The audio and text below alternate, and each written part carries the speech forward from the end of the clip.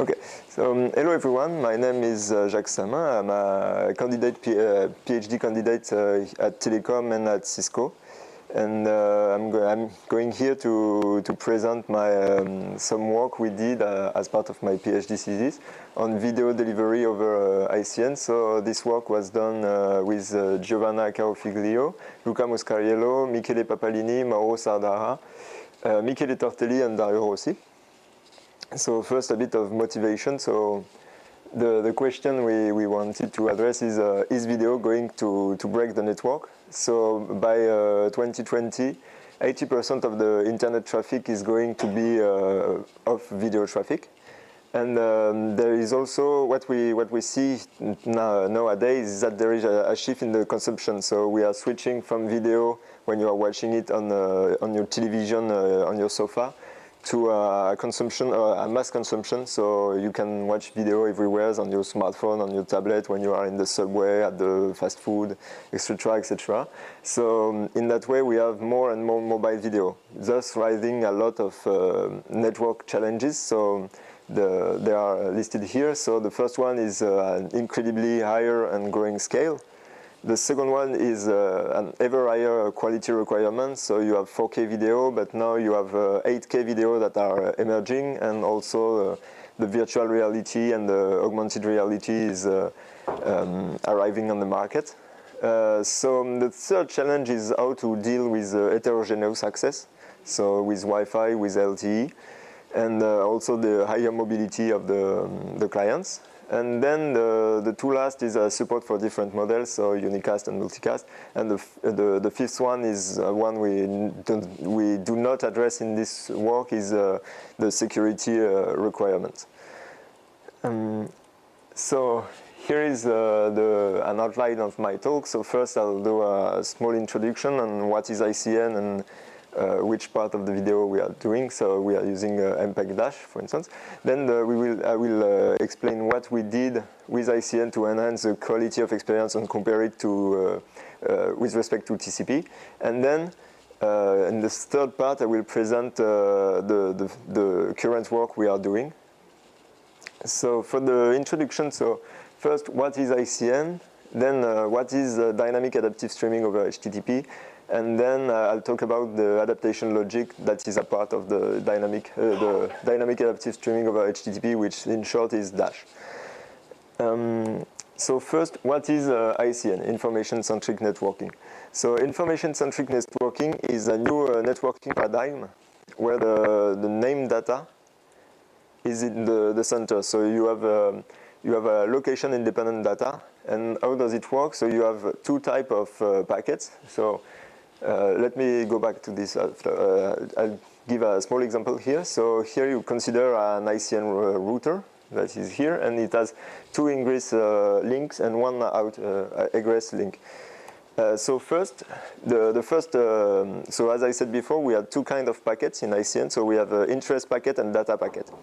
And an interest packet will have a data packet that will match this interest packet. So on this interest packet, what you do is you put a name, so the name of the data. So here in this example, the name is CCNX column/video1.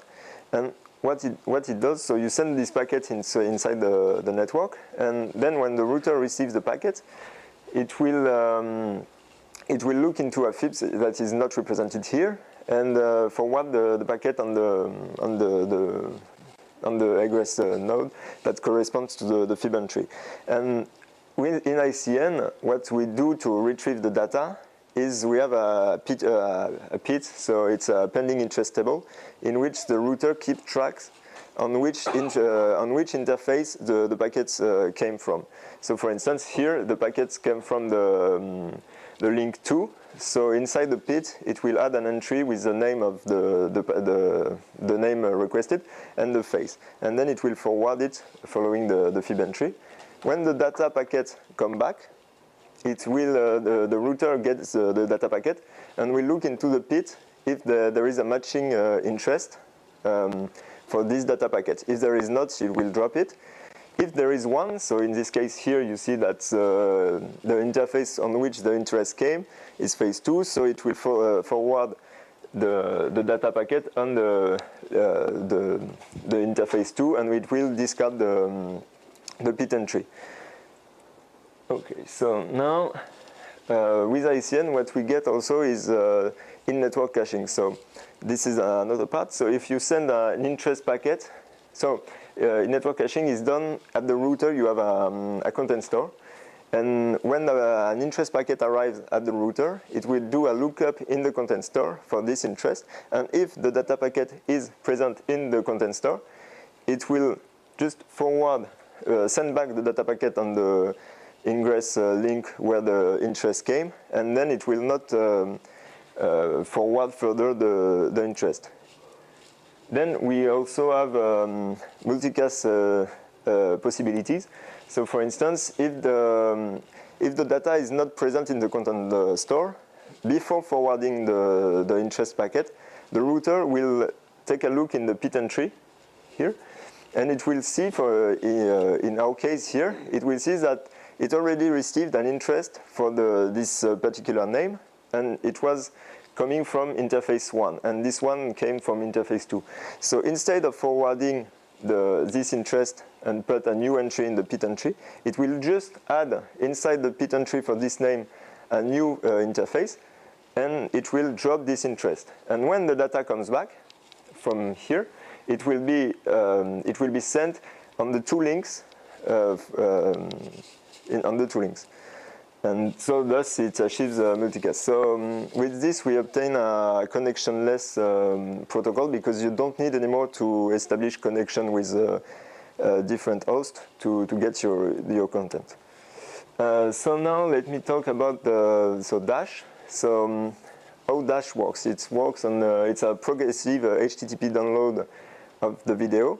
And the main idea behind DASH is to dynamically adapt to the different parameters that you have in your network. So what we do with DASH is that we encode a single video into different qualities, depending on different qualities, so different bit rates, which are represented here in the video server. And you see that you have a low quality video in light blue, medium quality video in in green, and in dark green you have a high quality video. And then the video player here, so I forgot, the video is also chunked into a small segment of equal size, so of 2 second lengths most of the time. And so what we do here is that the video player, depending on different parameters that it will get as an input from the client, will select which bitrate to download. So the two main parameters that it will take into account is the buffer level, so how much segment are available to be displayed at the user end, and the rate estimation of the download. So if the rate estimation is low, then you won't select a high quality video, because then you might wait too long to get the particular segment. So let's talk about the adaptation logics. So the goal of the adaptation logic, as I said before, is to give to the user the best quality of experience, and we can classify them in three main categories, three main families. So the first family is buffer-based adaptation logic, which are based only on the on the buffer level on the client side. The second quality is rate-based, so they are solely based on the rate estimation at the client side. And the third family is an hybrid family when you mixed the two. So you have buffer level take into account on rate estimation also. So what we did in our work is we classified part of the existing adaptation logic. So for the buffer level, we took into account this column. For the rate estimation, this one, and for the hybrid one, we took both of them. And from this taxonomy, we selected three adaptation logic, one for each family. So for the buffer-based adaptation logic, we selected BOLA. I will explain a bit later what all these three adaptation logic work. For the rate-based, we selected PANDA, and for the hybrid, we selected AdapTech. So let's talk a bit about BOLA. So BOLA was proposed at Infocom in 2016 by Spiteri et al. And BOLA wants to is an utility maximization resolve an utility maximization problems. So what they want is to maximize this equation. So with Vn, that is the average playback quality over n segment. Gamma is a weighting parameter, so you can actually decide which term is more important in this equation. And then you have Sn, which is the average playback smoothness, which is in fact the number of seconds you spend rebuffering. And so BOLA wants to keep the buffer as stable as possible, and there are different versions depending on what the user wants to optimize. So for PANDA, it was proposed by Lee et al. And in the GSAC journal in 2014, and it's inspired from the TCP congestion control. It's an IEMD-like bandwidth estimation. So the main observation that the author of PANDA did is that the throughput estimate is only accurate only when the links are oversubscribed. Otherwise, you might have an estimation that may be not accurate, so it might be too high. So what they do is that they probe the available bandwidth and they schedule the segment request so that they ensure that the link is always oversubscribed. And at last but not least, we have AdapTech. So it's a hybrid strategy that was proposed by Akshabi et al. In 2012. And so what they do is that they divide the buffer in 3 zones. So you have here a picture of the buffer. So in zone 1, that is called the panic zone, you download at the lowest quality available. This is to avoid the rebuffering event. And in zone 2, you compare the video bitrate to the instantaneous estimated throughput, and then you adjust the quality accordingly with a step of 1.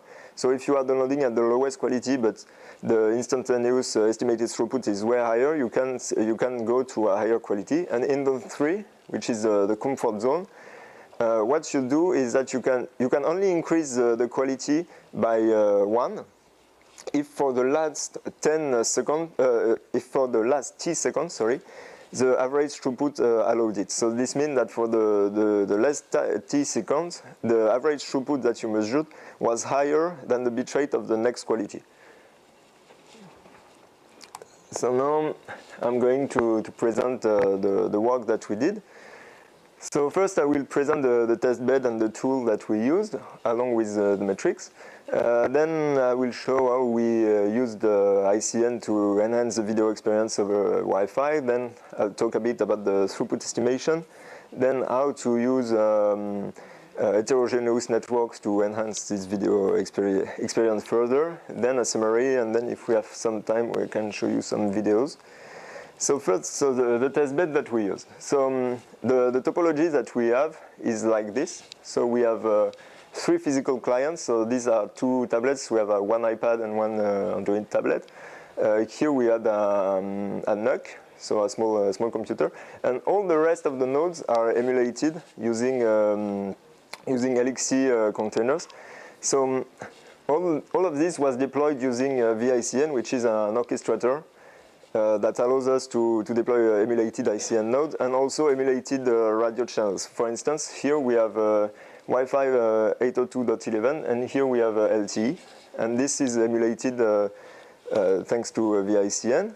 And then, so for all the software that we use, they are all open sourced and, they are all open sourced. And as part of the CICN project, which is part of the FDIO project, and you can find all the information you want on this link. And there was a paper that was published in the last ICN conference by Mauro Sardara et al., which talks about vICN. And oh yeah, I forgot. We also implemented Viper, which is a full dual stack Dash player. So for the videos that we used 3 different videos, all open source. So there is a well-known Big Bug Bunny at this quality. So this dataset and part of the Tier of Steel dataset came from Stefan Lederer et al., which is a dataset for Dash that they deploy. And for Sintel, we did our own dataset here. Okay, so now the scenarios that we explored. So first, what we did a calibration of the 3 different adaptation logics that we chose to have the best performance possible. And then after that, we explored a multi-client scenario. So we had 6 clients that were downloading the videos. So either they were all on TCP, all using or they were all using ICN, or we had a mix of the two, so 3 on TCP and 3 on ICN. And the start also was either synchronous, so with ICN it enabled the multicast possibility with pit aggregation, or asynchronous to avoid this pit aggregation phenomenon.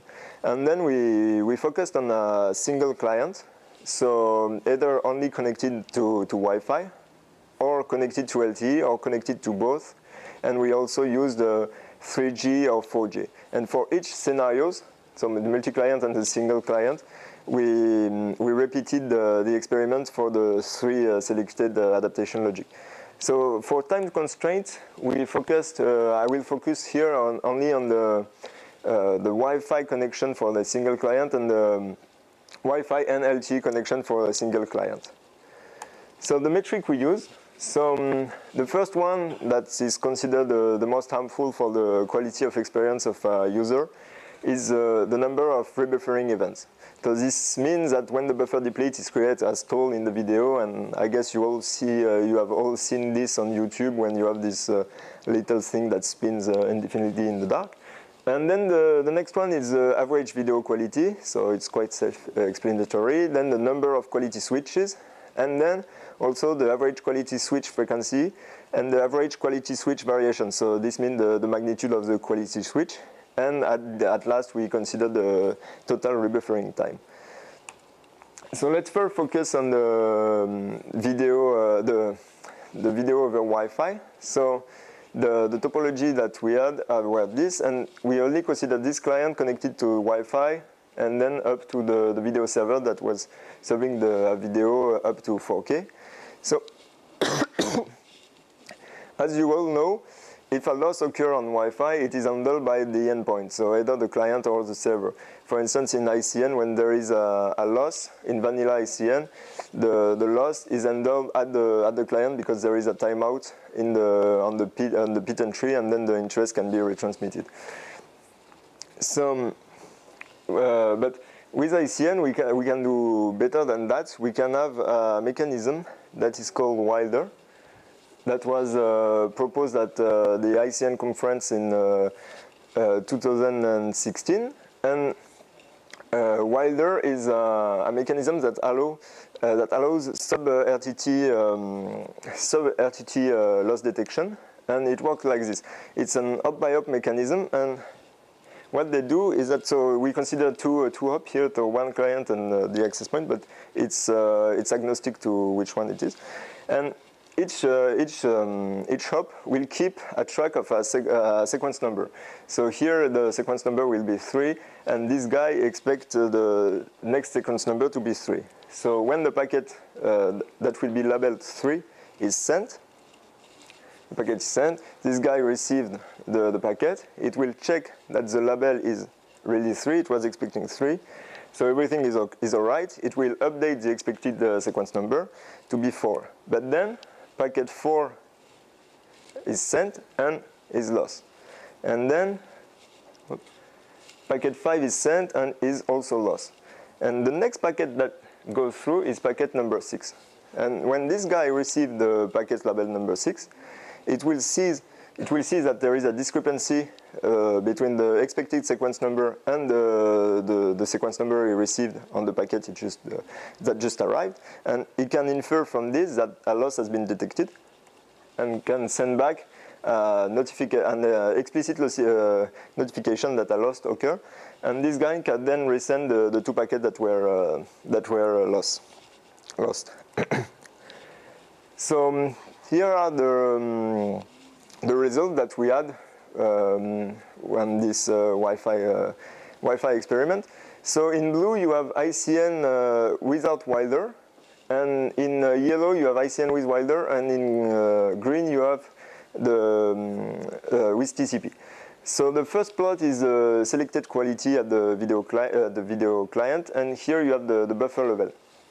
And what you see here is that without Wilder, when the retransmission at our endpoint in a TCP-like behavior, the selected quality with a client, by a client that is using ICN is 1 level less than a client with TCP. So this comes from the fact that TCP has a mechanism like fast retransmit, which allows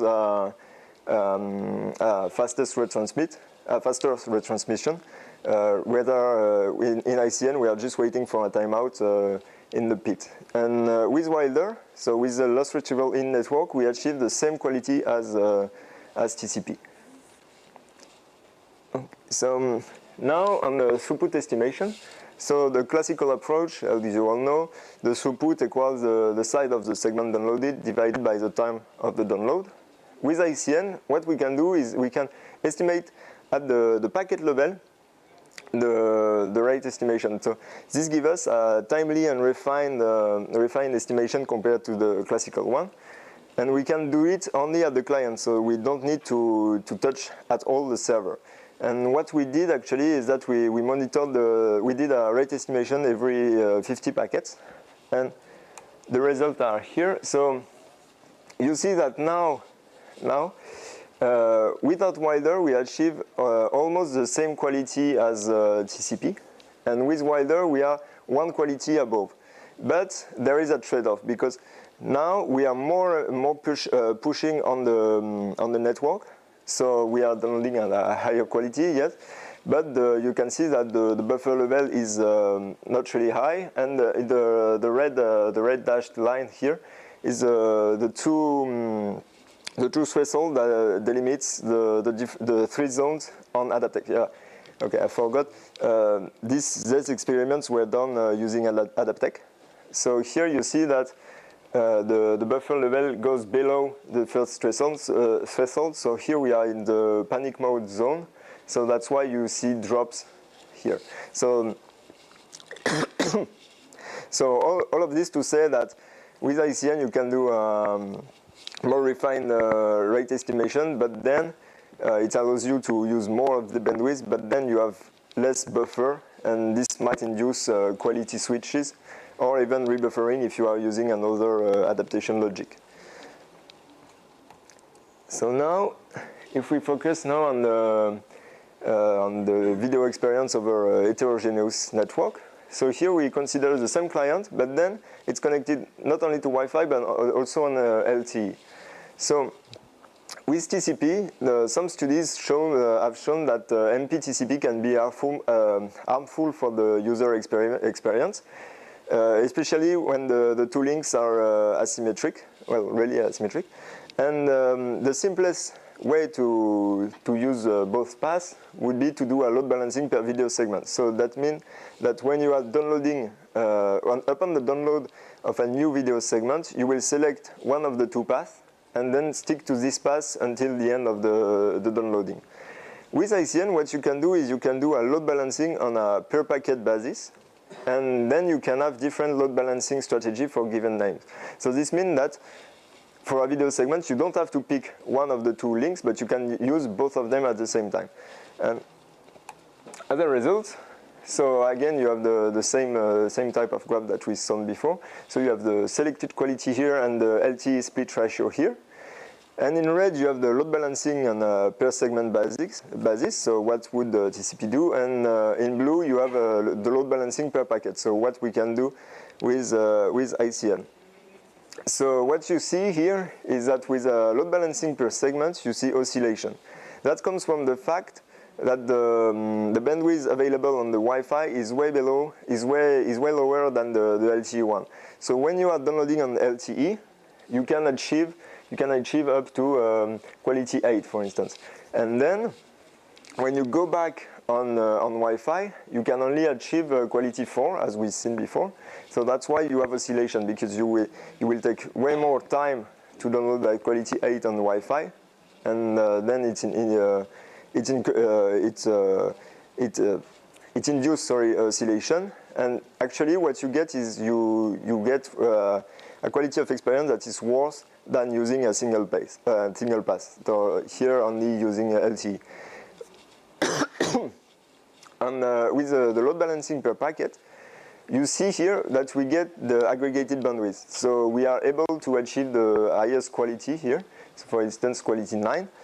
And the strategy that we used for this load balancing was to monitor the number of bit entry for each link. So we monitored that, for instance, if we have a lot of pending interest on the Wi-Fi link, this would mean that this link is overutilized, and then we will more likely send the next packet on the LTE link. And that's what you see on the split ratio here. So for instance, here we are using LTE for 80% of the time and Wi-Fi on 20%. So here is a summary of the main finding of this experiment. So what we did here is we took into account only the average quality that is displayed on the x-axis, so from 0 to 9, and on the y-axis we consider the number of quality switches. So why only these two metrics? Because in our setup there was no rebuffering event that were occurring, and so for the number of quality switches, the lower the better. So the red cross here is where TCP stands, so using only Wi-Fi. Then vanilla ICN, so using the bound estimation on the segment level. So you see that it's doing more poorly than TCP. Then if you enable Wi-Fi Wilder, sorry, you get almost you get the same result as with TCP. Then if you use the bandwidth estimator on a per packet basis, then you get a better quality than TCP, but you get more quality switches because of the trade-off that I talked before, that I introduced before. And then if we enter the multipass land, what you get when you use load balancing on a segment, so what you would get with TCP, and that sorry. So you get still slightly higher average quality, but the number of quality switches is growing a lot because of this oscillation induced by the difference of the two paths. And then if you use load balancing per packet, what you get is a really higher quality and less quality switches, thanks to the aggregation, the aggregated bandwidth that you receive.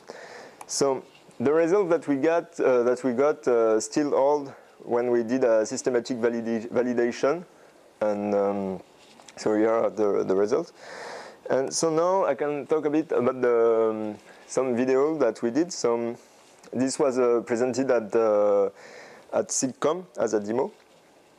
And so I will show you the seamless mobility that is controlled by the client. So with ICN, when you want mobility, so for instance here we have a client that is downloading on the Wi-Fi, but then if he wants to switch on the LTE, then the client just have to switch, and instead of sending interest on the Wi-Fi link, it can just send it on the LTE link, and that's what happened here. And it's seamless. You don't see any degradation in the video. So let me just show you the video. So this is okay. So here is what you see. So this is this is the video player that we have, and you see some monitoring done here. And yep. So let me just stop it for now, just to present this. So what you see here in yellow, it's the quality that is downloading at the moment, and in green you have the buffer level, and there you have, I don't know if it's really visible, what you see is a monitoring tool that monitors what we have in the on the network, and you see, for instance, here that it was downloading on LTE. So here I can just start. So here you see that it's downloading on Wi-Fi, and then at a given point it will just stop downloading from Wi-Fi. So here, and then start downloading from LTE here, and you see. And you see that you don't have any degradation in the downloading quality. And actually, you see that you do better, because when you were on Wi-Fi, the buffer level was depleting because the segments, the video segment here were bigger because of the video. And now, with LTE, you are downloading faster and also at a higher quality. And yep, you got the seamless mobility. And the second video that I wanted to show is a video with caching. So still with the same topology, we had 3 cache. So the 2 access points here, the 2 edge nodes, sorry, we cache the most popular quality that we observe. So we'll see, sorry, you will see in the video that the 2 tablets are downloading at full HD, while these two guys are downloading at UHD most of the time. And in the second cache here, we cache the video segment of the second most popular quality. And so, if we look here, so here you see that you have the 2 tablets that are downloading at full HD. It's not really clear here. At full HD, and the two clients here are downloading at UHD. And at a given point, we will just activate the cache. And you will see that it will just download directly from the cache, and you won't see any more traffic going upstream the caches. So, okay, so now we have the cache, and you see that all the traffic is now at the edge, with each client downloading directly from the access point, and not from anything else. So you don't see any more traffic going upstream, sorry. And you can see also here, so here you have the upstream bandwidth, so in blue for LTE here, in red for Wi-Fi, and in green for the backhaul node. So now I can talk about a bit about what we are doing now. So first I will give the idea and the motivation of what we are doing, then I will show the impact of the cache on the video delivery, and then the early result that we got. The main idea that we have now is to have the network help the client on the quality selection. So the short-term goal is to study the interplay of between caching and QoE. And then the long-term goal would be to implement the interfaces for the interaction. So how can the network tell the clients what to download? And for now, we are just studying simple extreme cases. So motivation of this is that we believe that the client only can make a wrong decision, because it doesn't have a clear view of what's happening on the network, and the network has a broader view of the dynamic at play here. And so with a mechanism like this, we believe that we can have a more efficient cache usage and a better quality of experience at the user. So, so what we did first is to assess the impact of the cache on the quality of experience at the user. So we deployed this topology. So we had 8 clients, four of each connected to a video server, using different capacity on the link. So for instance, the scenario that we have is here we have 80 megabits per second, here also 80 megabits, and here 45 megabits. And so the goal was to assess the cache impact on the user experience to see if it induces quality oscillation or something else. And so to do so, we used 2 adaptation logics. So the first one was AdapTech, and the second one was BBA. So I'll just talk about a bit about BBA. So BBA was introduced by Young et al. It's ICN in 2014, and it's it's the simplest buffer-based adaptation logic that there is. So what they do is that they divide the cache into 3 zones as well, as AdapTech. And the first zone is still the panic zone. So here you download at the lowest quality to avoid the rebuffering. Then in zone 2, the video quality, the bitrate of the video you will ask is a simple mapping, is a linear mapping of the buffer level. And when you're in zone 3, you download at the highest quality. And so here are the results. So here you see for all the clients. So on the left, what you see is a heat map of the quality per segment number. So so on the left is without cache, and on the right is with cache. And what you see is that it's a bit messy, but you see that, for instance, with cache, you have some clients that ask quality 5. So what we did then is to do a breakdown of this heat map. So this gives us this heat map. So from on top you have the client 1 and 4, so connected with a bandwidth of 80 megabits per second, and on the bottom one is the 4 clients that were connecting with a bandwidth of 45 megabits per second. And what you see here is that the client that had the higher bandwidth gets a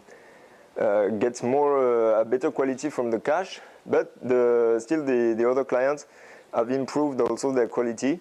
As you see, before they were mostly asking quality 2 and 1, and now they are mostly asking quality 2 and 3. And so finally, so we did some more experiments. So here we had 6 clients connected through Wi-Fi to a video server where we had a capacity of 60 megabits per second, and so we still we considered 4 different adaptation strategies. So the AdapTech and BBA, so which are at the client, and then we considered 2 network-assisted strategies that we designed. So the first one was a strict policy. So it means that the router will tell the clients what to download. And then the steering policy. So it's the client that should listen to the router unless the buffer level is too low, and then it will ask for the lowest quality to avoid rebuffering. So the scenario that we did is a proactive scenario. So before each experiment, 1 full quality, which means that all the video segment for a given quality is stored in the cache of the Wi-Fi access point. And the metrics that we consider were the rebuffering event, the average quality, the quality switches, and the cache hit ratio. So here are the results. So it's a bit messy. It's still ongoing work, so that's why it's not really understandable from here. So what you see here, so here you have we did 7 experiments. Upon each experiment, we stored a different quality in the Wi-Fi access point. So first we did with no cache, then we cached quality 0, then up to quality 5. And what you see it's actually here on the average quality. So what you see is that for the BBA, for instance, here you can see that with the cache, when the cache is caching quality 3, for instance, you can see that with BBA the average quality is significantly higher than without cache. So you can see that the cache can add something to the adaptation logic, and that's what we want to dig deeper into. So to conclude, you've seen that what ICN can bring to video delivery. So first you have the in-network control, so with Wilder, for instance.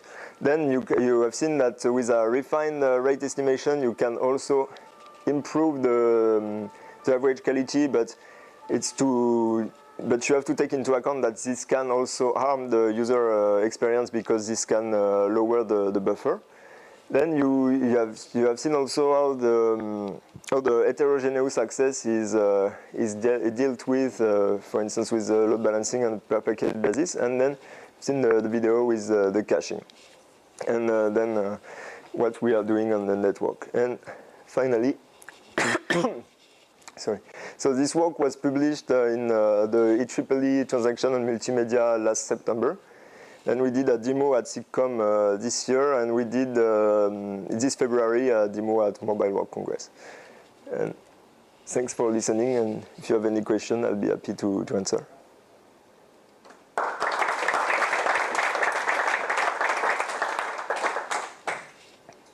I have a question about the moment where you explained that you could use WLDR. So it assumes, I guess, that the whole video flows across the same link to recognize the sequence number. But later you explained that you can use in parallel LTE and Wi-Fi. And so I was wondering what you were doing. Are you downloading the video, the complete video across the both links, or do you perform load balancing? Because otherwise I do not understand how you WLDR does work.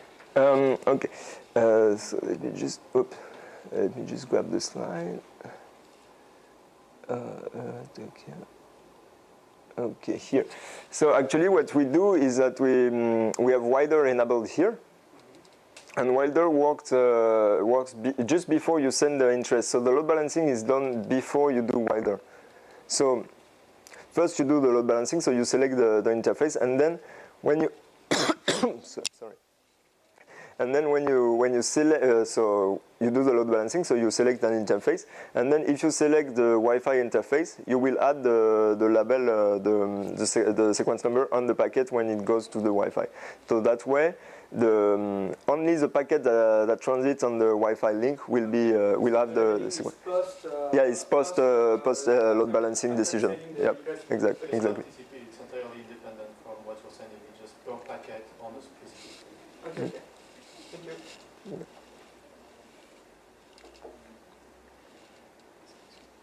So you said MPTCP can be harmful. Have you tried? We didn't try. We read studies, and but we would like to try it. But we also focused on the caching part with the network assisted. So we didn't have time yet to try with MPTCP.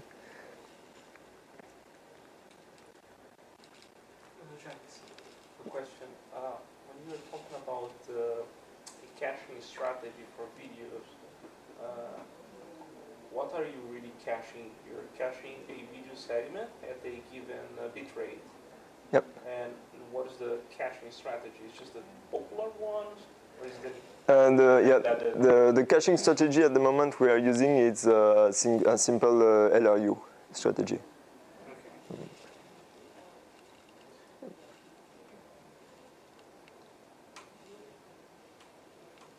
It's not a question, but I would like to insist on the quality of the technical work. I'm very impressed. Thanks. Thanks.